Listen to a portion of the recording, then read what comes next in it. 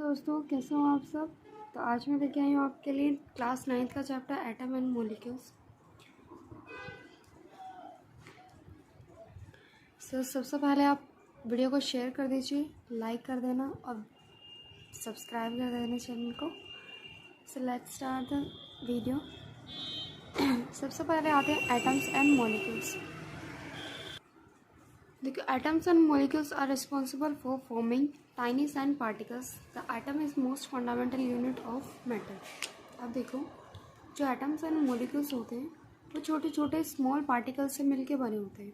कोई भी सब्सटेंस आपका बन रहा है तो किसी न किसी छोटे छोटे पार्टिकल से मिलकर बना होगा, जिनका एटलीस्ट साइज होता है 0.1 to 0.5 नैनोमीटर।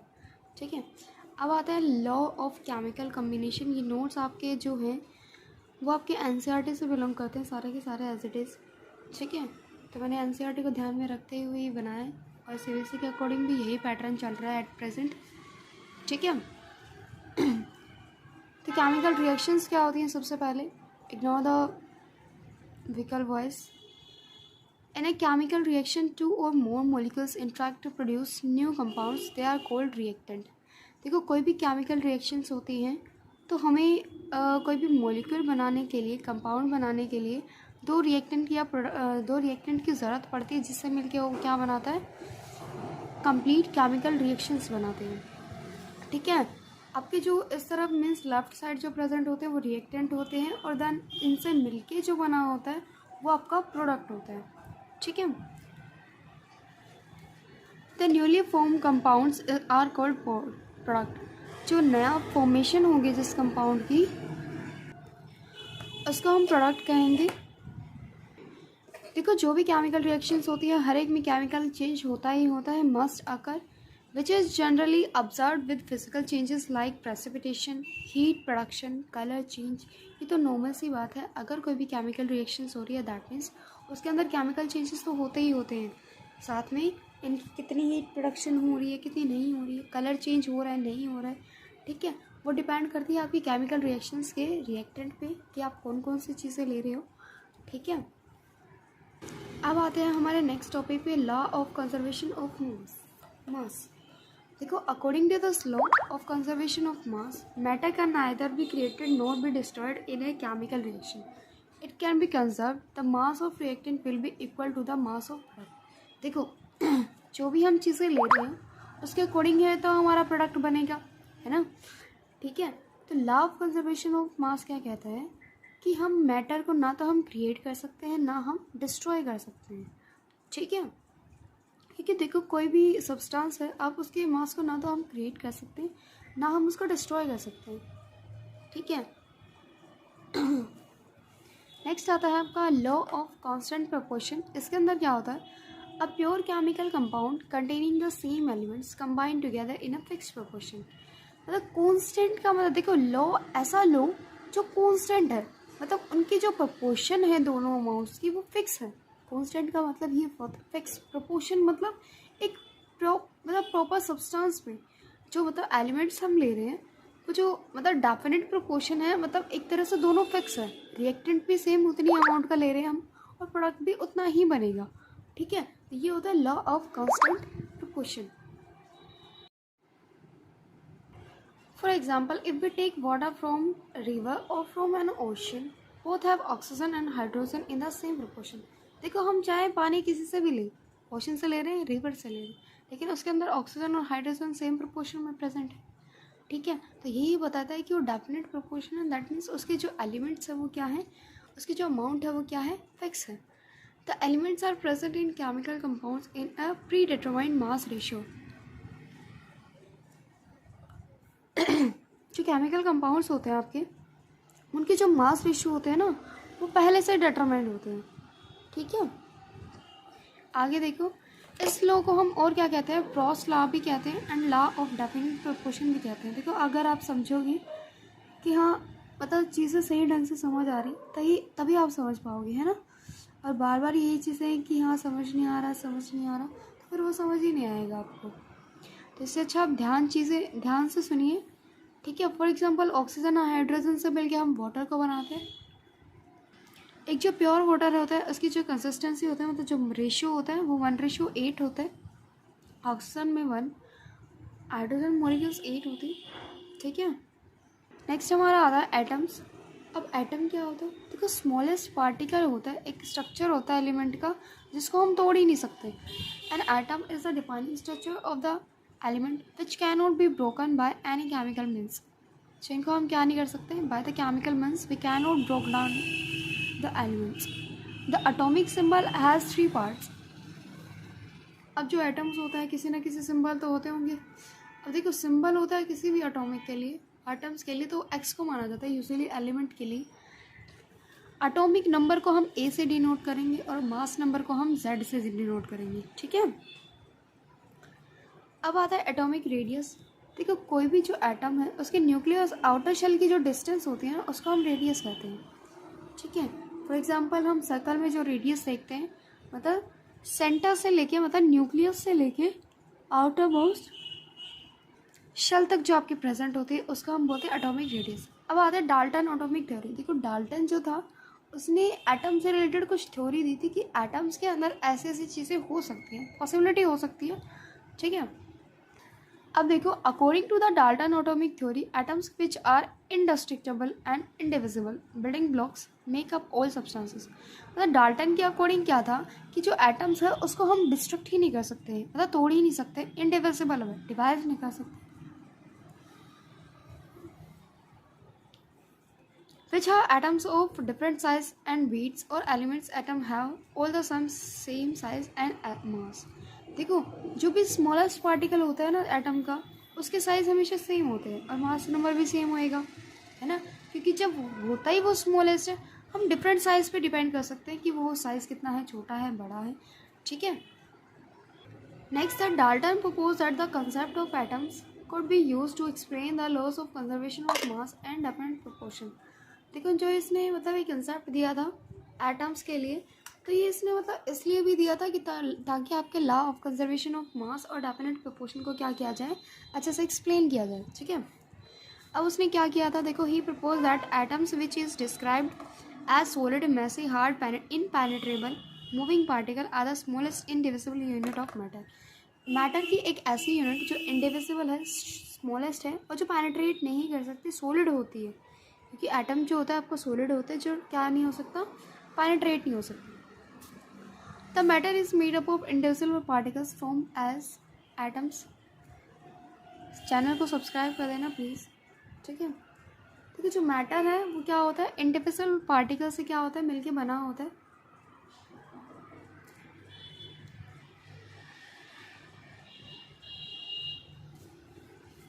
अब आता है the properties of all the atoms of a given element are the same including mass. अब वो कह रहा है जितने भी एटम्स हैं आपके, जो भी गिवन एलिमेंट्स आप ले रहे हो, फॉर एग्जांपल हम ये बेंच ही ले रहे हैं, पेपर ले लीजिए।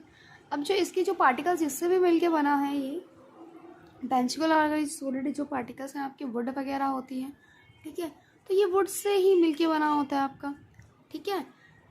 इसकी शेप दी जाती है, दैट्स वो इसी बात के लिए कह रहे हैं कि जो उनके प्रॉपर्टीज़ होंगी वो क्या होंगी, सेम होंगी, आइडेंटिकल होंगी।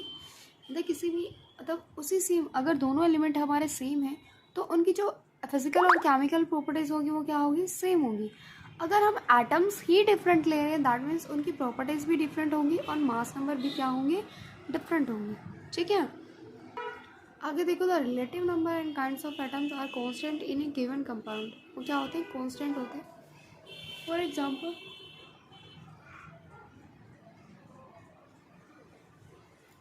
कोई भी हमने 16 यूनिट का क्या लिया, मास यूनिट का क्या लिया, एटम ले लिया, और कोई भी हमने 2 मॉलिक्यूल ले लिए जो कि क्या है, आप हाइड्रोजन का और वाटर का एग्जांपल लगा लीजिए। वाटर के 2 होते हैं, सॉरी हाइड्रोजन के 2 होते हैं, ऑक्सीजन का एक ही होता है। क्योंकि ऑक्सीजन का क्या होता है, एटॉमिक जो मास होता है वो 16 होता है। क्योंकि जो आपको पहली बात तो अगर आप ये चैप्टर आप स्टार्ट कर रहे हो तो आपको 20-30 तक आपको एलिमेंट्स याद होने चाहिए with their respective atomic mass, ठीक है। अगर आपको लर्न नहीं होंगे तो आपको जो आगे मोल कंसेप्ट वगैरह, मोलिकुलर मास होंगे वो समझ नहीं आएंगी, ठीक है। तो दोनों का एडिशन करेंगे तो 16 मास यूनिट आ जाएगा। आगे हम बात करते हैं एटॉमिक मास की। अब वो कह रहा है एटॉमिक मास क्या होता है। देखो, atomic mass is the total of the masses of the electron, neutrons and protons.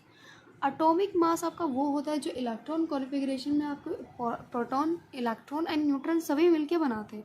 उसके एवरेज को हम क्या बोलते हैं, एटॉमिक मास बोलते हैं। The mass of N atomic particle is the called the atomic mass expressed. ठीक है, मतलब जो एटॉमिक पार्टिकल का जो मास है उसको हम क्या बोलेंगे, एटॉमिक मास बोलेंगे। एक्सप्रेस किसको करता है, एटॉमिक मास यूनिट में, AMU। ठीक है, अब आता है आपका मॉलिक्यूलर मास। ठीक है, देखो, it is defined as the sum of the masses of the elements present in the molecule. मतलब ये क्या होता है, कोई भी आपका molecular, for example hydrogen, oxygen है, उनका जो एटॉमिक मास मिला के आप क्या करोगे, एलिमेंट को एक मतलब एडिशन करोगे, तो वो आपको क्या होता है, मॉलिक्यूलर मास होता है। ये आपको मैं आगे कंसेप्ट में समझाऊंगी ताकि आपको प्रॉपर तरीके से क्लियर हो जाए। तो आप लास्ट तक वीडियो तक बने रहिए ताकि जो मोल कंसेप्ट है आपके वो और जो फॉर्मूलाज इस चैप्टर में आ रहे हैं वो आपके बिल्कुल क्लियर हो जाए। ठीक है, अब देखो, molecular mass is obtained by the multiplying the atomic mass of an element by the number of atoms in a molecule and then adding the masses of the all the elements in the molecule. देखो, molecular mass कैसे obtain करते हैं हम, कोई भी atomic number है, for example hydrogen, oxygen ले रहे हैं, हाइड्रोजन का 1 होता है, ऑक्सीजन का 16 होता है एटॉमिक मास। मैं तभी कह रही हूँ, अगर आपको एटॉमिक नंबर और एटॉमिक मास लर्न नहीं है, मैं एक सेपरेट वीडियो डाल दूँगी इसके लिए, आप लर्न करना चाहें तो आप वहाँ से लर्न कर सकते हो, लेकिन आपको ये लर्न ही करने पड़ेंगे। ठीक है, इसके लिए कोई ट्रिक नहीं है। अगर आप बिना ट्रिक के याद करोगे तो आपको ज़्यादा फ़ायदेमंद रहेगा। आप लास्ट तक वीडियो तक बने रहिए। अगर मैं आपको जो एग्जांपल करवाऊंगी, डेफिनेटली गारंटी है कि आपको जो आपको करवाए जाएंगे उनके आपके एटॉमिक नंबर और मास नंबर आपको बार बार रिपीट होंगे तो आपको वो लर्न हो जाएंगे। ठीक है, देखो, मॉलिक्यूलर मास क्या होता है, टोटल नंबर ऑफ मॉलिक्यूल की जितने प्रेजेंट होते हैं वो उसके मास से हम उसको क्या करते हैं, ऐड करते हैं, मल्टीप्लाई करते हैं, देन वो मॉलिक्यूलर मास हमारा निकल के आता है। ठीक है, अब आता है मॉलिक्यूल। आपको सिर्फ यहाँ से अभी तक जो है वो डेफिनेशन लर्न करनी है, ये आपके नोट्स के लिए है। आपको समझाने का काम मैं लास्ट में करूँगी। ठीक है, ताकि आपको एक एक चीज़ें क्लियर हो जाए कि हम क्या चीज़ें निकाल रहे हैं और क्या चीज़ें। देखो, अभी तो आप सिर्फ डेफिनेशन लर्न कर सकते हो, बाय द वो कहते हैं ना, क्रामिंग करके, रटाफिकेशन करके, है ना। तो जो समझ आता है वो हमें या तो प्रैक्टिकल से या फिर थ्योरी से समझ आता है कि जो हम चीज़ें कर रहे हैं। ठीक है, तो आगे हम मॉलिक्यूलर कंपाउंड की बात करेंगे। देखो, molecule the smallest identifiable unit into which a pure substance may be divided with retaining its composition and chemical properties is a molecule which is a collection of 2 or more atoms। देखो, molecule क्या होता है, smallest particle से मिलके जो substance बना होता है जिसकी केमिकल प्रॉपर्टीज ऑलमोस्ट क्या होती है, सेम होती है। ठीक है, मॉलिक्यूल एंड कंपाउंड दोनों अलग अलग चीज़ें हैं, आपको कंपाउंड भी बताए जाएंगे। देखो, मॉलिक्यूल के अंदर जो सब्सटेंस होते हैं वो आपके कंपोजिशन सेम होती है, इसलिए मॉलिक्यूल, फॉर एग्जांपल आप किसी को भी ले लीजिए, जैसे ऑक्सीजन है, ऑक्सीजन के मॉलिक्यूल ऑक्सीजन का ही मॉलिक्यूल रहेगा, वो किसी और का नहीं रहेगा, उसके अंदर कुछ और ऐड नहीं है।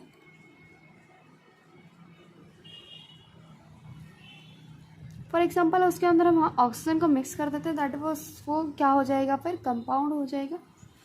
आगे आते हैं हम molecules of elements. A molecule is a collection of 2 or more chemically bound atoms whether they are form the same element or another।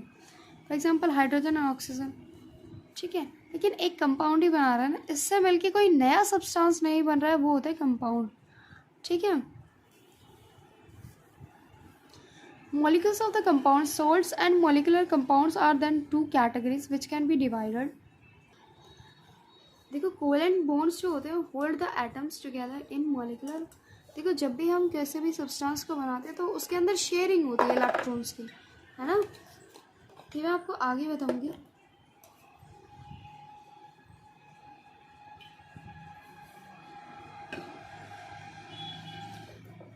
ये क्या करते हैं, बाउंड को, मतलब मॉलिक्यूलर, ये मॉलिक्यूल्स को क्या करते हैं, बाउंड करके रखते हैं ताकि ये मॉलिक्यूल्स कहीं ना जाए। आयनिक bonds hold it's together in salts. ये क्या होते हैं, सोल्ट में प्रेजेंट होते हैं क्योंकि mostly positive and negative ions क्या करते हैं, रिलीज करते हैं। फॉर एग्जांपल NaCl है आपका, Na पॉजिटिव चार्ज होता है, कंटेन करता है, क्लोरीन जो होता है नेगेटिव चार्ज होता है। अब ये नेगेटिव कहाँ से आया, पॉजिटिव कहाँ से आया? अब देखो सोडियम है आपका, मैं आपको एक प्रॉपर अलग से पेज लूँगी जिस पे आपको समझाऊँगी, ठीक है। मैं तभी कह रही हूँ बार बार लास्ट तक वीडियो बने रहिए। जिसके टॉपिक क्लियर नहीं हुए हैं स्पेशली फॉर माई स्टूडेंट्स, उनके भी टॉपिक क्लियर हो जाएंगे। मोल कंसेप्ट क्या होता है?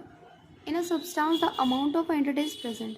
देखो मोल कंसेप्ट क्या है कि मतलब एवोगाड्रो नंबर होता है जिसके अंदर हम एक एटम्स के मोल निकाले होते हैं, ठीक है, कि उसके अंदर कितने एटम्स, मॉलिक्यूल्स और कितने आयंस प्रेजेंट है। एक मॉलिक्यूल मतलब एक सब्सटेंस मोल के अंदर उसके 6.002 एस की वैल्यू होती है। अब मोल concept is one of the most convent ways of expressing the amount of reactant and product in the reaction. तो जो मोल कंसेप्ट है वो सबसे बेटर है कि रिएक्शन के अंदर कितने तो रिएक्टेंट प्रेजेंट है और कितना प्रोडक्ट प्रेजेंट है, ठीक है। अब आता है आपका मोलर मास। देखो मोलर मास क्या होता है? A substance which has mass and occupy space. देखो मास क्या होता है?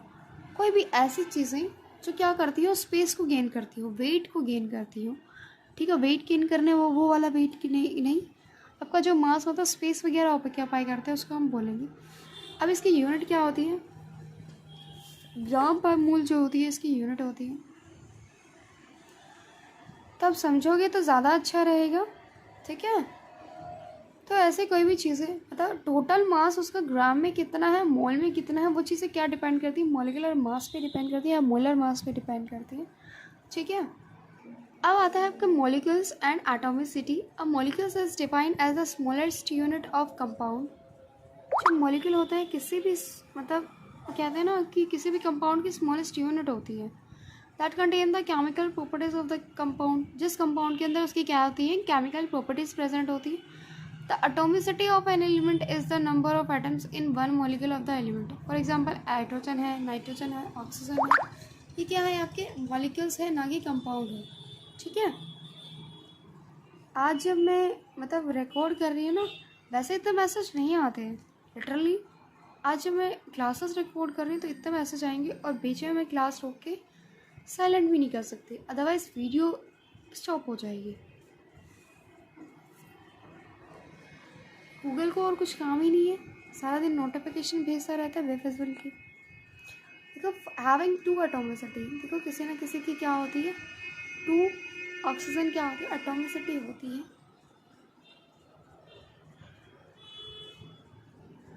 मतलब एक मॉलिक्यूल के अंदर कितने टोटल नंबर ऑफ एटम्स उसके अंदर प्रेजेंट है उसको वो क्या कहते हैं? उसकी एटॉमिसिटी होती है। Structure of an atom. अब देखो एटम का स्ट्रक्चर हम ऑलरेडी पढ़ चुके हैं, बहुत बार स्टार्टिंग से पढ़ते आ रहे हैं कि एटम जो होते हैं टाइनी पार्टिकल से मिलकर बना होता है। इलेक्ट्रॉन, प्रोटॉन, न्यूट्रॉन होते हैं। सेंटर में उसका न्यूक्लियस होता है, सेंटर से लेके आउटर शेल की उसकी एटॉमिक रेडियस होती है। Got it? ये होता है आपका स्ट्रक्चर। फॉर एग्जाम्पल हम कार्बन ले रहे हैं, ठीक है, ये उसके इलेक्ट्रॉन्स, प्रोटॉन्स, न्यूट्रॉन प्रेजेंट होते हैं, ये आपके इलेक्ट्रॉन्स प्रेजेंट होती हैं, ठीक है। जो आपको शेल दिखाई दे रही है, देखो एक रूल होता है हमारा कि हम इसको इलेक्ट्रॉनिक कॉन्फ़िगरेशन कैसे निकालेंगे। देखो फॉर एग्जांपल कार्बन का जो एलिमेंट होता है उसका जो एटॉमिक नंबर होता है वो होता है 6 नंबर पे प्रेजेंट होते हैं। अब इसका हम जस्ट डबल करेंगे तो उसका एटॉमिक मास आ जाएगा, तो इसका कितना आएगा? 12 हो जाएगा, ठीक है। तो अब इसके अंदर क्या है? ये इसका न्यूक्लियस होता है।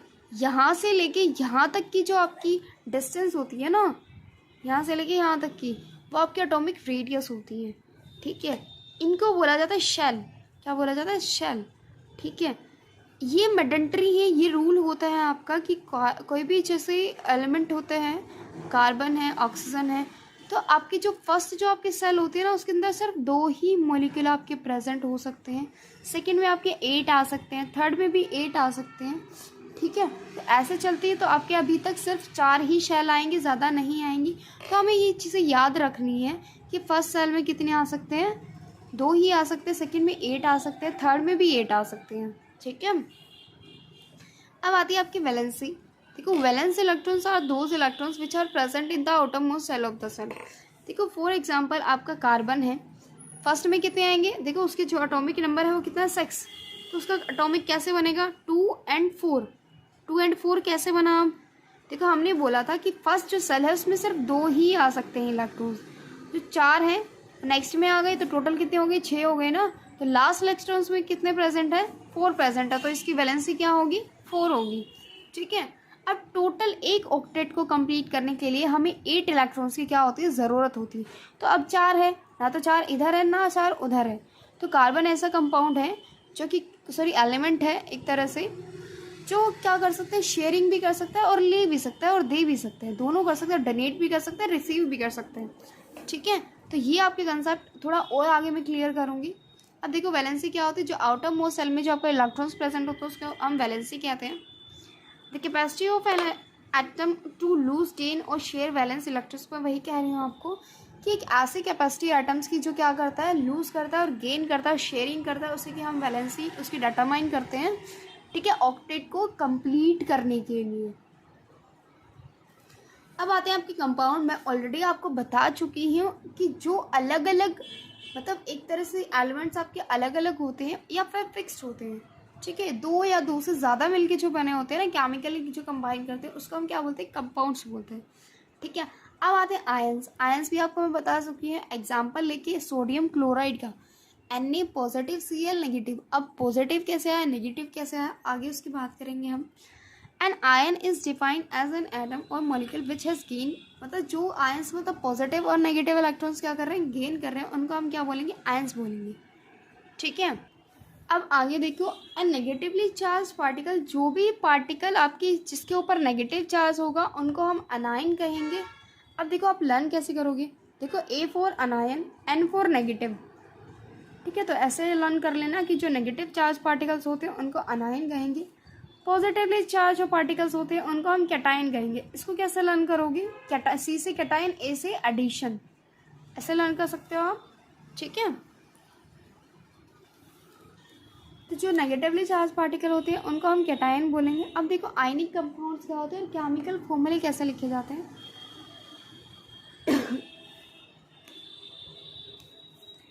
आयनिक कंपाउंड्स, एक्चुअली थोड़ा मेरी आवाज़ शायद आपको लो आ रही होगी बिकॉज मेरी तबीयत बहुत ज़्यादा ख़राब है, गला बैठा हुआ है, इसलिए वॉइस थोड़ी ऐसी आ रही है। ठीक है, अब देखो ionic compounds are chemical compounds in which ions are held together by specialized bond are called ionic bonds. जो आयन के अंदर आपके बॉन्ड प्रेजेंट होते हैं उन्हीं को हम आयनिक बॉन्ड कहते हैं। It always contain equal amount of positive and negative charge. ये हमेशा क्या रहेंगे, इनके नेगेटिव एंड पॉजिटिव चार्ज दोनों के क्या रहेंगे, इक्वल रहेंगे।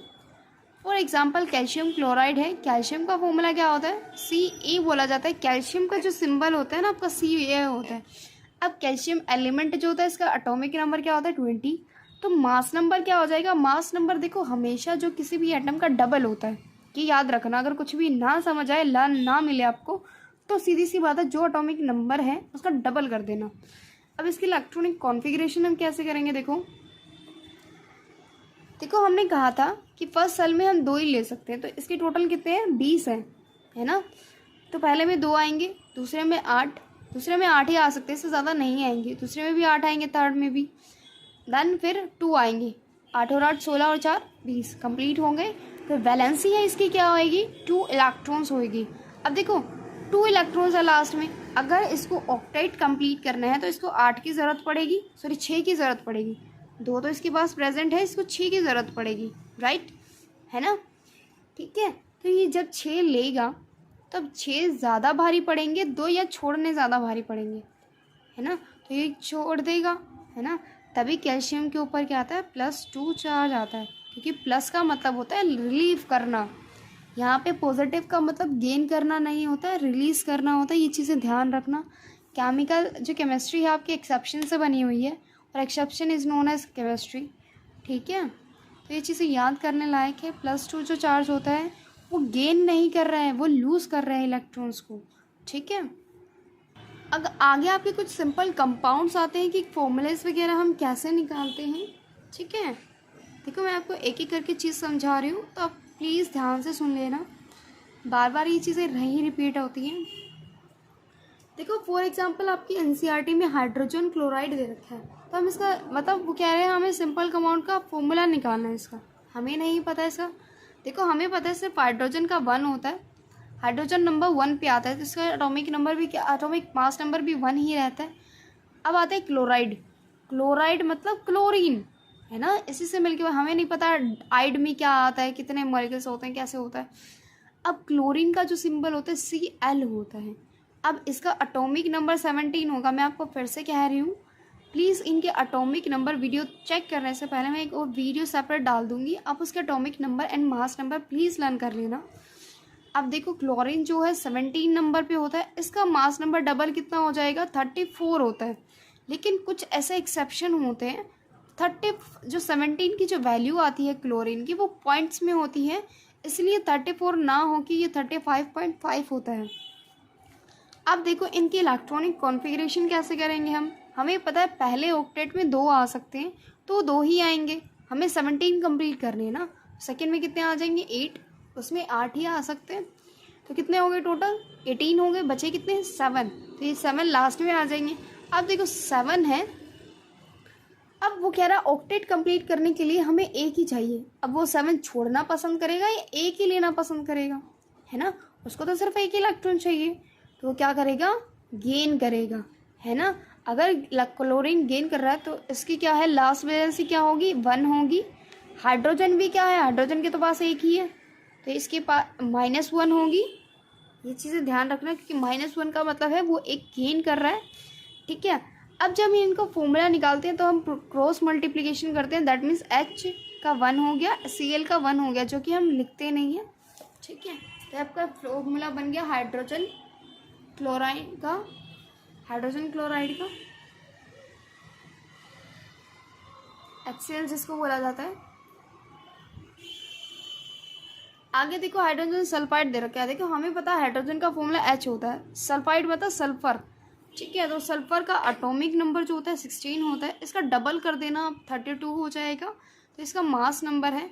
तो याद रखना, जो हमें ऐसा एटॉमिक नंबर होता है लेफ्ट साइड में लिखा जाता है, और जो मास नंबर होता है वो ऊपर लिखा जाता है, लाइक एज दिस। आपको मेरी फिंगर शेडो दिखाई दे रही होगी, इस टाइप से लिखा जाता है मॉलिक्यूल को। ये चीज़ें गड़बड़ मत करना कि यहाँ पे एटॉमिक लिख दिया और यहीं पे मास नंबर लिख दिया, तो ये चीज़ें गलत हो जाएंगी आपकी। तो आप स्टार्टिंग से हैबिट डालना कि आप ऐसे ही लिखो अपोजिट डायरेक्शंस में। अब देखो इसकी हमें तो कॉन्फ़िगरेशन करने की ज़रूरत नहीं है, इस पर तो एक ही आएगा। अब सल्फर की करने की ज़रूरत है, 16 होता है, 16 होता है एटॉमिक नंबर, तो 2 8 6 लास्ट में कितने आ रहा है, 6 आ रहा है। अब ये 6 छोड़ना पसंद करेगा या 2 लेना पसंद करेगा, क्योंकि 6 छोड़ना मतलब बहुत भारी हो जाता है ना, 8 कंप्लीट करने हैं उसको। तो एक क्या करेगा, 2 इलेक्ट्रॉन्स क्या करेगा, गेन करेगा, -2 आ जाएगा, तो अपोजिट कर देना, H का 2 आ जाएगा, S का 1 आ जाएगा, तो फॉर्मूला बन जाएगा आपका H2S। सेम मैग्नीशियम क्लोराइड में, मैग्नीशियम क्या होता है, 12 नंबर पे होता है, इसका डबल करोगे 24 हो जाएगा। मैग्नीशियम का जो एटॉमिक वो होती है 282 होती है, लास्ट में वैलेंसी आ रही है 2, तो हमें यहाँ वैलेंसी लिखनी होती है। क्लोरीन का होता है 17, क्लोरीन का कितना होता है 17, डबल करेंगे कितना आ जाएगा 35.5, मतलब 34 होता है, लेकिन इसका एटॉमिक मास 35.5 होता है, ध्यान रखना। इनका अपोजिट करेंगे तो MgCl2 आ जाएगा। सोडियम कार्बोनेट का देखो ये थोड़ा मतलब वैसा है, तो इसलिए इसके अंदर आपके ऑक्सीजन की मॉलिक्यूल 3 अलग से दे रखे हैं, इसलिए वो मल्टीप्लाई होंगे, बाकी को सब कुछ सेम है। एक बार कोशिश करना, फिर भी नहीं समझ आता है आप कमेंट सेक्शन में मुझे मैसेज कर सकते हो, then I will explain you. Next देखो अमोनियम सल्फेट है, इसके अंदर क्या दे रखा है, देखो 4 हाइड्रोजन के दे रखे हैं, N का दे रखे हैं। इसको कैसे बनाएंगे, अब हम 4 हैं इसकी, ठीक है, और ये होता है 7 नंबर पे, इसकी 14 होती है, तो 14 है तो कितना बनेगा, 2 8 और 4 बनेगा। अब ये 4 ले भी सकता है दे भी सकता है ना, ले सकता है दे सकते हैं ना। अब वैसे ही कुछ भी नहीं होता है तो +1 चार्ज होता है, ठीक है। S4 देखो, S के पास सल्फर है 32 होता है, 16 नंबर होता है, तो 286 आ जाएगा, 2 गेन करेगा, -2 आ जाएगा। ऑक्सीजन के पास 4 है, 16 होता है, इसका जो ऑक्सीजन होता है 8 नंबर पे होता है, तो 6 2 गेन करेगा, ठीक है। उसके पास ऑलरेडी 4 हैं, 6 और 2 कैसे होएगा ये? देखो 4 दे रखे हैं, -2 उसकी वैलेंसी आती है तो कितना हो जाएगा? 2 हो जाएगा। सल्फ़र के पास कितने हैं? 16 होती है, 2 8 8, सॉरी 6 आएगा यहाँ पे। तो वो गेन करेगा 4 + 2, इसकी 2 होती है ना, तो 4 + 2 6 हो जाएंगे।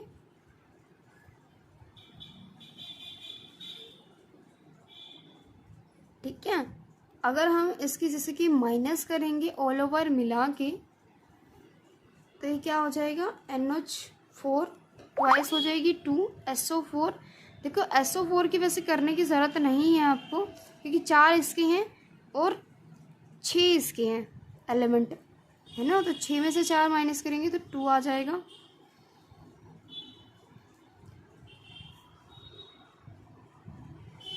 चार आपको ऑक्सीजन के दे रखे हैं, 6 इसके आते हैं। ठीक है, इसकी वैलेंसी वैसे 2 ही होती है, और इसकी अगर आपकी 4 है, अगर आप दोनों तरीके से करोगे, ठीक, क्योंकि इसकी जो आती है 2 गेन करता है वैलेंसी, इसकी जो आएगी वो 4 होती है।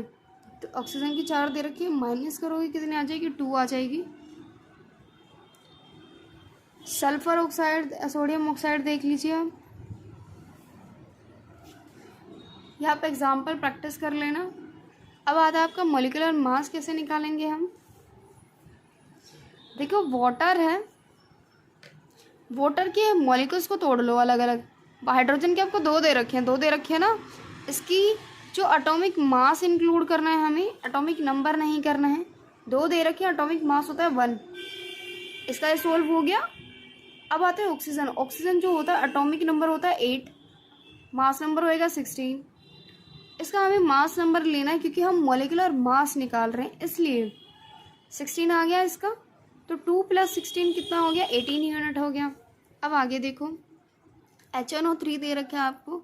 हाइड्रोजन अलग कर लो, नाइट्रोजन अलग करो, ऑक्सीजन के 3 अलग कर लो। हाइड्रोजन का एटॉमिक मास 1 होता है, नाइट्रोजन का 14 होता है, क्योंकि जो नाइट्रोजन है वो 7 नंबर पे प्रेजेंट होता है, तो इसका एटॉमिक मास क्या हो जाएगा? 14 हो जाएगा।